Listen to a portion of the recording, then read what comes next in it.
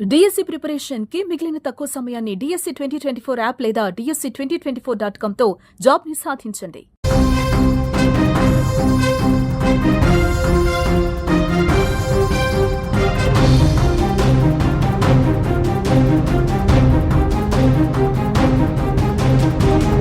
పాకిస్తాన్ దేశ పరిస్థితి ఘోరంగా మారింది. అంతర్యుద్ధంతో అట్టుడుకుతోంది. ఒకవైపు పాక్ పనిపట్టిన బలూచిస్తాన్ సొంత దేశంగా ప్రకటించుకుంటే, మరోవైపు సింధ్ రాష్ట్రం రోజురోజుకు నివురుగప్పిన నిప్పులా మారుతోంది.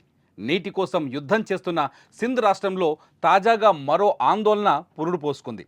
ఏకంగా ఆందోళనకారులు సింధ్ ప్రాంత హోంమంత్రి ఇంటికే నిప్పు పెట్టారు.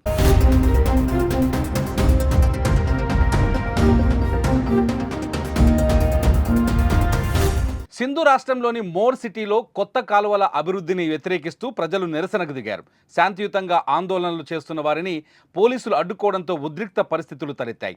పోలీసుల చర్యలతో రెచ్చిపోయిన ఆందోళనలు ఏకంగా సింధు ప్రాంత హోంమంత్రి హసన్ ఇంటిపై దాడి చేసి నిప్పు పెట్టే స్థాయికి వెళ్ళాయి. రోడ్లపై వాహనాల్ని ధ్వంసం చేశారు. కార్లు, లారీలు, ట్రక్కులను కాల్చి బూడిద చేశారు.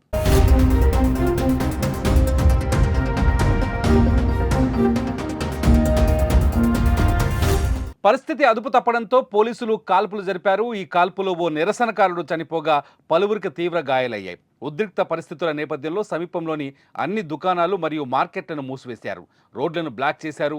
జనాలు గుమిగూడకుండా జాగ్రత్తలు తీసుకున్నారు. జిల్లా అంతటా భద్రతను పెంచారు. జరిగిన దాడిపై మంత్రి తీవ్ర ఆగ్రహం వ్యక్తం చేశారు. శాంతియుత నిరసన ముసుగులో కొందరు గందరగోళం సృష్టించారని మండిపడ్డారు. వారందరిపై కఠిన చర్యలు తప్పవని హెచ్చరించారు.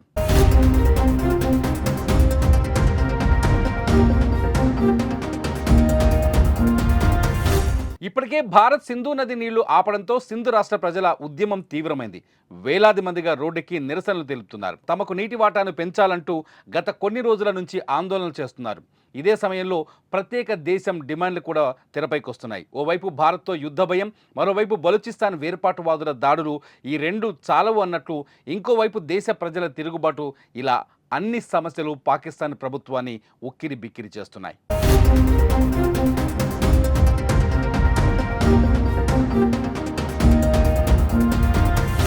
ఆ దేశానికి ఇలాంటి పరిస్థితి రావడానికి కారణం అక్కడి ప్రభుత్వాలు అనుసరిస్తున్న విధానాలే.